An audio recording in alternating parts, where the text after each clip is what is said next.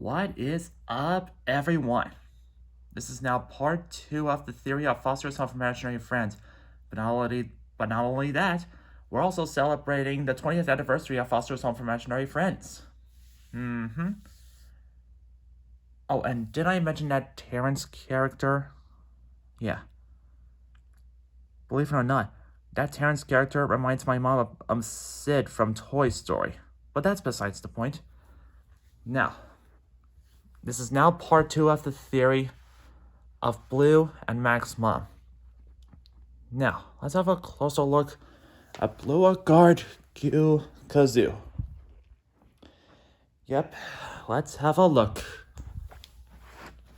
So, let's have a closer look at Blue. He was much nicer in the first episode of the whole series, but I've been wondering, can this series get a movie in theaters that is an actual follow-up to the Goodbye to Blue episode? And about the episode, the first episode, maybe Mac's mom really does know everything about Foster's home for imaginary friends, and she didn't tell her own son about it. Starting with why she didn't need Coco, her imaginary friend, anymore. And how did Blue actually survive through the teeth of the Extremosaurus? If I'm not mistaken, it had something to do with disappearing and flying through the teeth like a ghost flying through walls. And in the other episode called Blue, Blue gets as pale. In fact, he looks white as a ghost when he has a cold with Mac from playing outside in the rain at night. Yeah, believe me, he looks white as a ghost when he has a cold. And about the snot that comes out of him, about the snot that comes out of him when he sneezes, maybe that wasn't really snot. It was some slime coming out of him that way. But what about Mac's mom? Turns out she used to get in all sorts of trouble like Blue did for 5 straight years. Mac's mom gets in trouble before Blue. So maybe he was actually copying a lot of behaviors of Mac's mom of when she was little, until she was her son's age, which is actually 8. Maybe that's why she doesn't need Coco anymore after all the times she had with Coco and the brother of Mac's mom. Don't know who her brother is, but my best guess for his name is Benedict Foster. Yep. Now let's see. Where is it? Okay. Benedict Foster.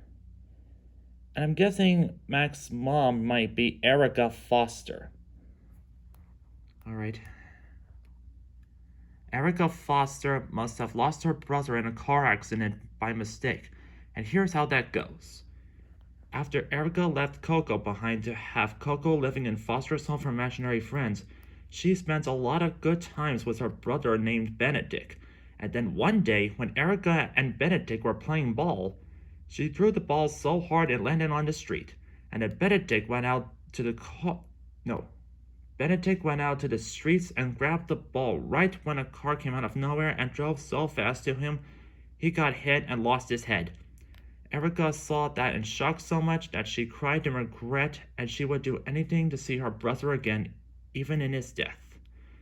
So 3 decades later, when Erica had Terrence and Mac and maybe Frankie, she created some kind of seance that Goo might have mentioned in some other episode about a sleepover. And Erica uses some kind of ancient chant to create Blue with no memory of Benedict.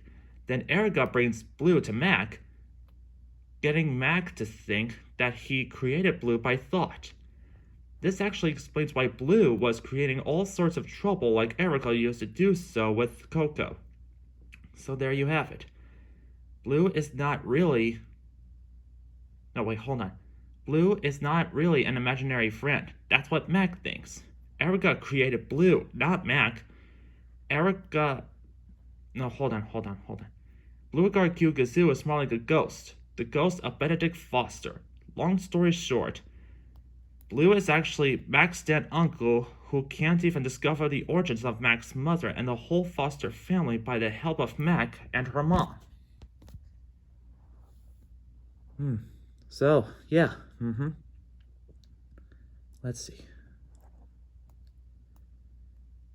The question about that is, what was the point of watching foster home for imaginary friends in the first place? Nothing. There is no gray area through the family business of that foster home. So it's no wonder some episodes in the animated series went too far by giving kids confusing messages and being mean, and as in being too mean, and anger-inducing images. Foster's Home for Imaginary Friends is a ghost story, and so it's about time we actually stick to the first episode of the whole show to actually celebrate the 20th anniversary of it, since it was first aired on Cartoon Network in 2004, as it usually was 20 years ago. But hey, just like MatPat always said, that's just a theory. A film theory. And if you'll excuse me, the best thing I need to do right now is to throw this book away and send it away. I therefore send it to hell. And I did have a lot of great memories, but... No, hold on. And I did have a lot of good times, but it might be best if I throw away. Nothing personal though. It just brings back too many painful memories. Goodbye forever, Foster's Home for Imaginary Friends.